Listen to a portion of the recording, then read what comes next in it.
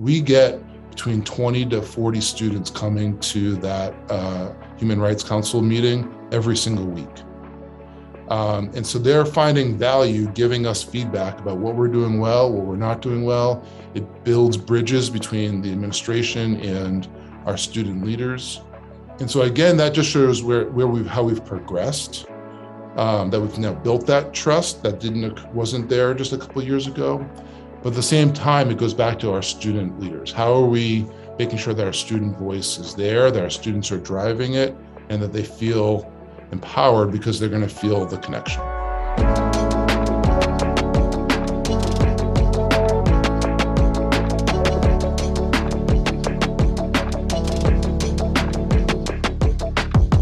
Well, welcome back, everybody. Tom Murray here. So excited to kick off season 4 of Leading Through Unprecedented Times. For this season, we are going to highlight some stories of resilience as educators continue to face the adversity each and every day, but continue to problem solve and work hard for kids each and every day. And I know no better way to kick off season 4 than one of our Future Ready advisors and also Education Dive's Principal of the Year. And that's Henry Turner, a principal at a high school in Massachusetts. Henry, my friend, how you doing? How are things going? Welcome to the podcast.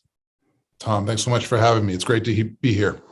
Awesome. So thanks for jumping in. I respect your work tremendously. It's been honored nationally as that Principal Award because of the work that you do. So I'm excited to dive in and talk about some real deep topics of everything from that resilience to some of the things that you're leading at your own school, to student voice, to also some things that are real challenges for educators right now, but work that needs to be done. So I'm going to start off with that notion of resilience. This year's been, like we've heard from every educator out there, really unlike any other. The pandemic continues to put our back against the walls. The challenges are very real, but so is the hope, so is the opportunity, and so is the greatness happening in schools.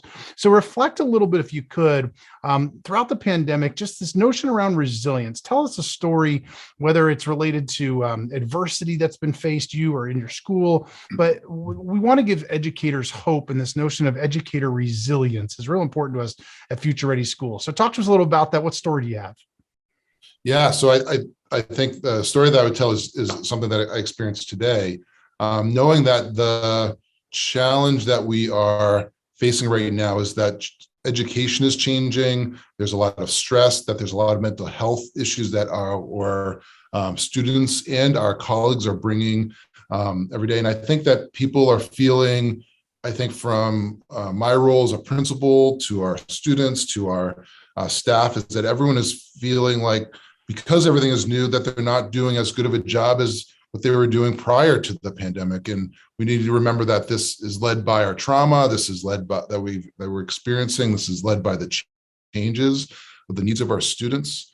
And so today we had a alumni panel of our Dover Legacy Scholars. And our Dover Legacy Scholars are it's an affinity group for Black and Latinx students who are taking honors in advanced college prep courses.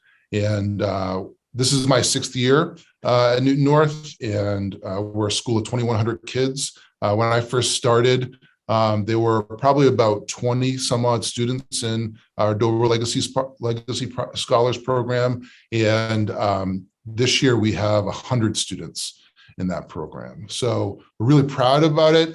It's a group to really dismantle the notion that Black and Latinx students are not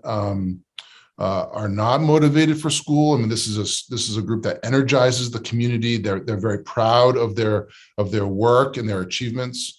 And so we had about 12 students who are in college come back today to speak about their experiences. And they range from students who are going to Ivy League schools to smaller state schools, schools all over the country. And they gave some really important messages about what it's like to be a person of color in a majority white school, and the challenge that that they felt when they went to college, for many of them, where they go to majority white colleges.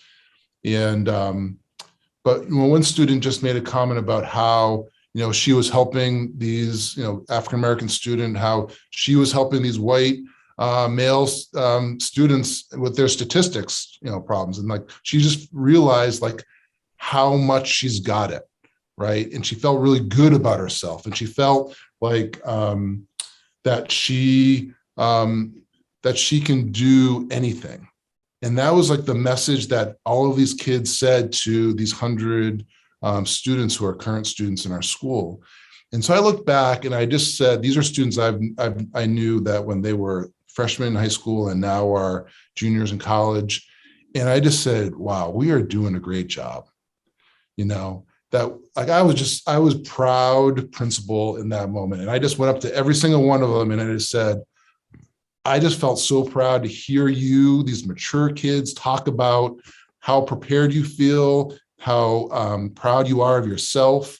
It just made me really, really smile and moved.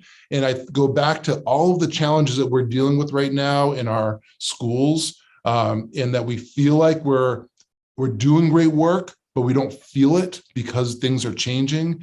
And we need to step back sometimes and realize the amazing work that we are doing, the impact we are having with these kids.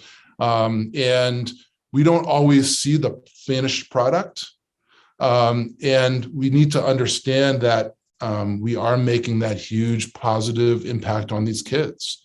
So yeah, that's my story, is that we really need, in these moments of trauma, step back and understand that we're still doing incredible things for kids.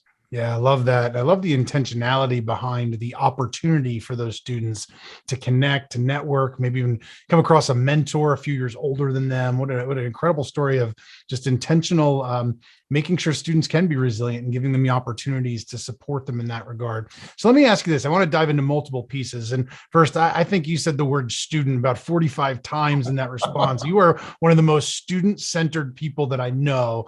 And I mean that when I say that. And I want to get to the whole student side, because I want to ask you about some specific things you're doing as a principal. But you also talked about the mental health side. There's a lot to what you just shared. And when I hear mental health, I'm also hearing about just the things we're seeing on social media, the very real stress teachers are under. Obviously teaching is always a stressful job. Being a principal, superintendent's always a ridiculously stressful job. But everybody's saying this year's different. 2021 is different. Here we are now in 2022. Talk to us a little bit about self-care. As a principal, having been a principal myself, I know that feeling of just not shutting it off at times, and you can run yourself into the ground where ultimately you're not good for anybody. How can you encourage others to set some boundaries, recognizing it's okay to say no? How as a principal do you encourage that or model that even to your staff? What are some recommendations you have? Yeah, so I would say that we went through we've gone through two great workshops this year with our school psychologists. And the first one was for us to name our emotions and to get down to the granular level of being able to, instead of just saying I'm angry or I'm sad today or I'm tired, like really get into the granular level of just that emotions wheel concept, and really identifying and being specific. And the message that we received was that the more granular, the more detailed we can explain our emotions, the more we can be mindful and present about it, and we can move past those emotions. The second workshop was what is about naming that we went through trauma. And the first two questions this our presenter asked was, do you know someone that has gone through trauma in the last 2 years? Raise your hand. And then the second one was, raise your hand if you've gone through trauma. And, we all have our eyes closed, but the presenter said, there were less people who said that they went through trauma than saying that they knew someone who went through it, right? And the reality is that we've all gone, whether it's the racial trauma that we've experienced in our society, whether it is the pandemic, being remote from family, from the people we love, from school, we've all have experienced some level of trauma, and we all haven't processed that. And so it goes to that first workshop of the more we can name the experiences that we're going through, name the challenges that we're going through, and then naming the self-care. So that is actually the self-care. And what this presenter said is that one day of meditation is not going to cure your stress, right? It's actually the repetition of the self-care. It's putting it in your calendar, and just whether it's walking down the hallway or having lunch once a week with a colleague you really enjoy being with. That 5 minutes of just being present, walking, and naming it that this is self-care, I think is really important right now. So we have a very large campus, and I saw a number of teachers grading outside this fall, which was something that we did not. A lot of people would grade in their office or in their classroom, but I saw a lot of teachers outside grading, and they just said they needed a breath of fresh air. They just needed some sunshine. They needed to be outside and see the laughter. We have open campus, so sometimes kids are, running around during the day. They just need to see that joy, and we have to name that is self-care, right? We can't just say that we're gonna do X workout, or we're going to do this routine, but noticing what isn't in our everyday practice that we can name as our self-care. Love that. And I love the key being in an everyday practice, not just that once and done, like you mentioned, and just being really intentional about it. So I want to jump over and thank you for the real practical thoughts and reflections on some of the things you've experienced. And I thought that was super helpful for our listeners. So let's get back to the student side. And of course, those go hand in hand, but I was very serious when I said you're one of the most student-centered people that I know. And I know something around student voice is something you take really, really seriously. I know, especially in the last couple of years, you've done a lot with students. I mean, you kicked off and your story started with a student group that had been organized to support students. And so talk to us about the importance of student voice, just some of the things you're doing at your high school, just to give others some idea. Yeah, so I would say that my story in our school starts second week of school 6 years ago, my first year, and a group of students drove around waving the Confederate flag and honking their horn. Another student caught it on videotape, posted it on social media. It went viral, and it became a real reckoning for our school to identify the racism that students that was happening in our school, and the lack of connection that our students of color were feeling in the school. And with that, the way that we moved through that event 6 years ago was that our students led. So they led a protest. They led a rally at our football game where we all locked arms in solidarity with each other. They led in terms of the work that we need to do to improve. The videos they created for us to talk about race and bias in our homerooms and our advisories. And so our students were leading, and in fact, we actually created a structure to allow for student protest in our school because students were asking for their voices to be heard. And so that just really was an awakening for us to see that our students have the answers. It's their school. They need to feel ownership of their school. And if they feel ownership of their school, they're going to feel connected to their school. So when, at that time, 24% of Black students felt like they did not have or 24% of Black students felt like they had a connection with a staff member or with our students, which was extraordinarily low in comparison to other racial groups of students in our school. We knew we needed to help students feel that connection. And what, I think did it has been empowerment.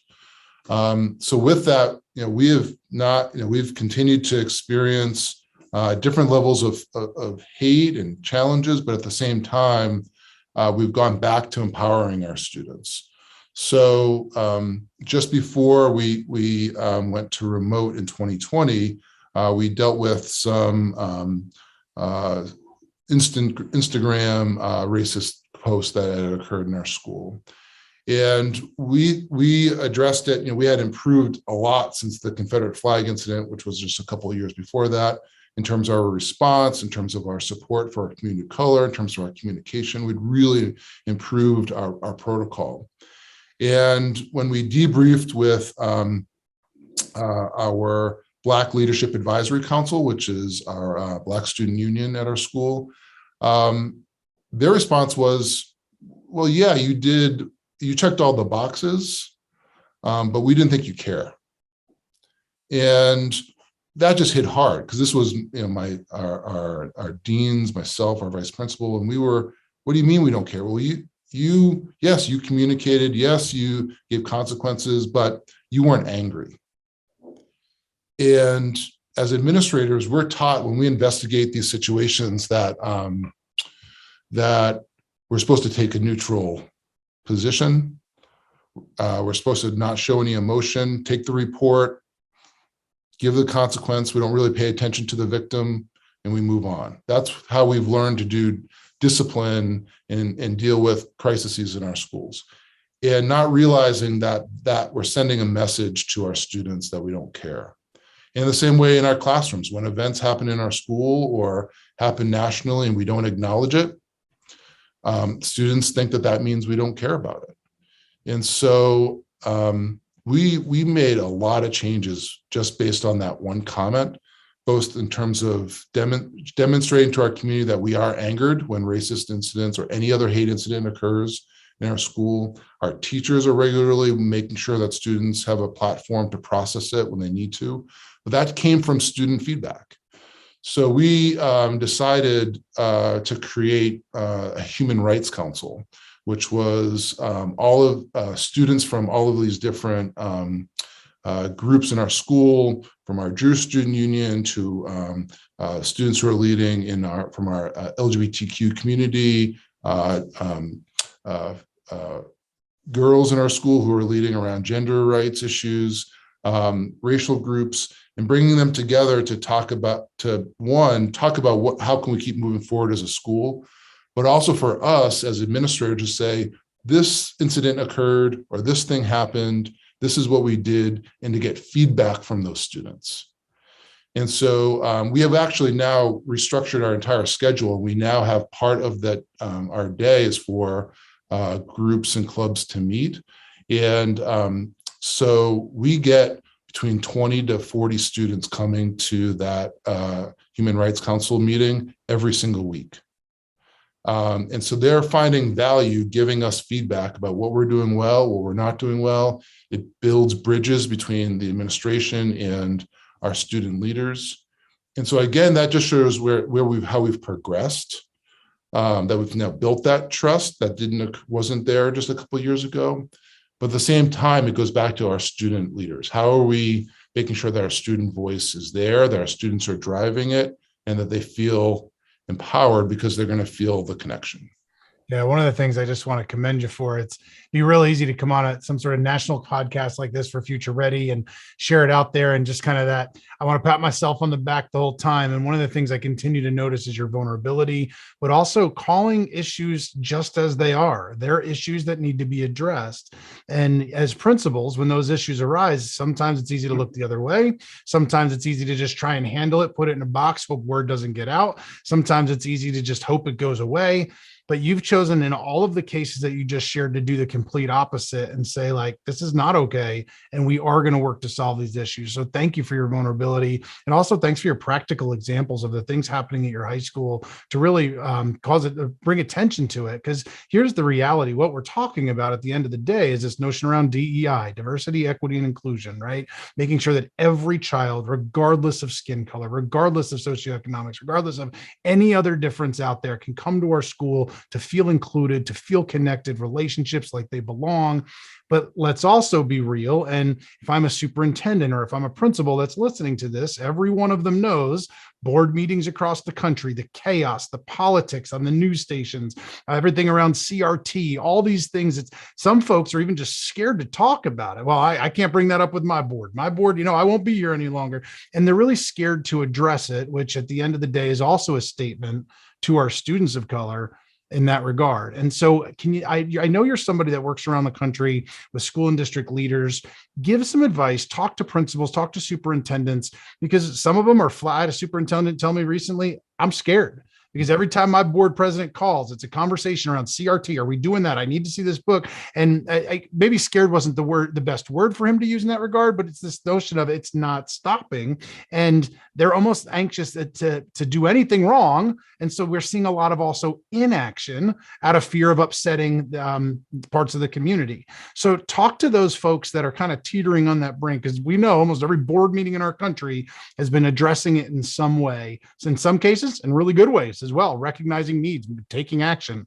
But let's face it, in other cases, the complete opposite is also true. So talk to school and district leaders. You do this work, DEI around the country, certainly a core focus of ours at Future Ready Schools. So talk to us a little bit about that if you could.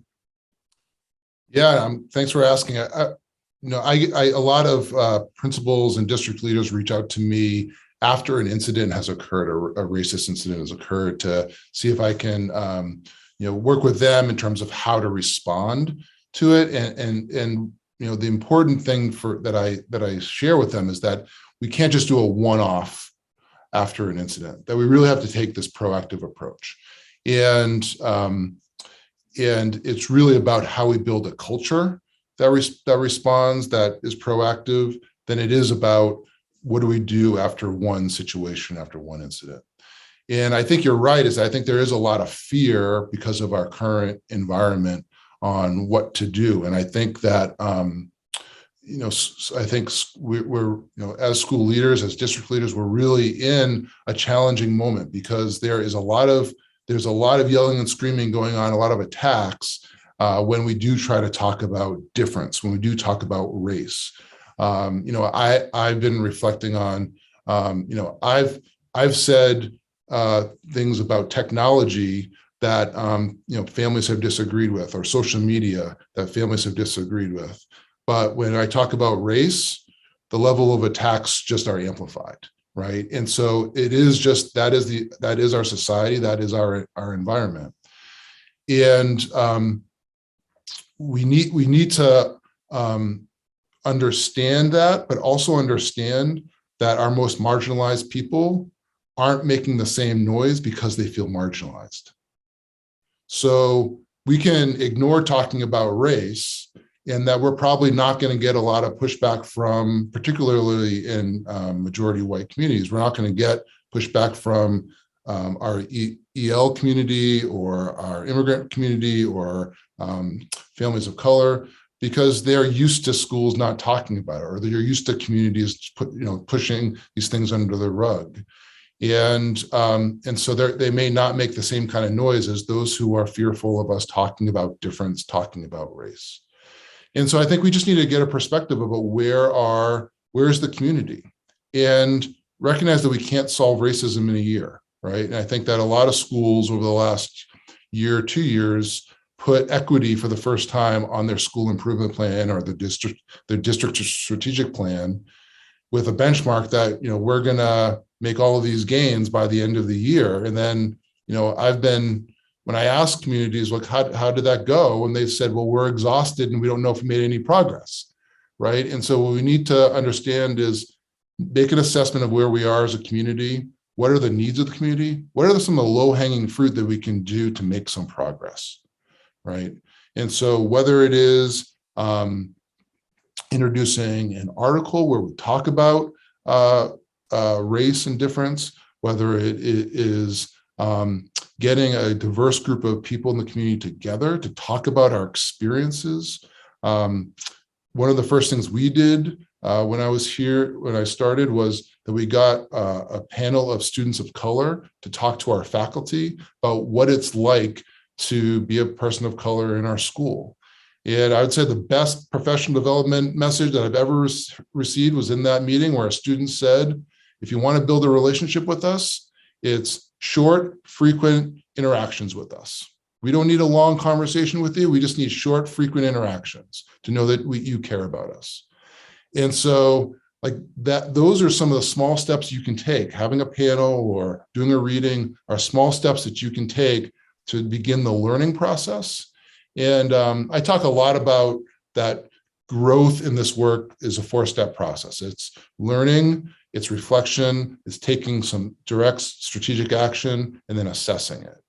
And so we need to look and realize that anti-racist work is long-term work. Diversity, equity, inclusion work is long-term work.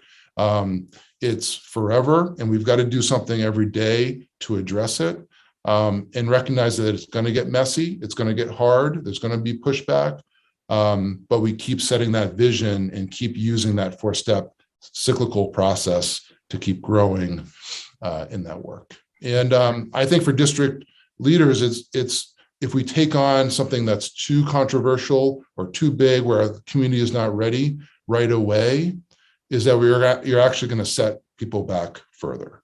And so if you're feeling like you're getting too much pushback, find something strategic that people can get on board with. And I think like bullying and harassment are right in line with racist incidents, right? Like, what are we doing when kids hear the N-word in school?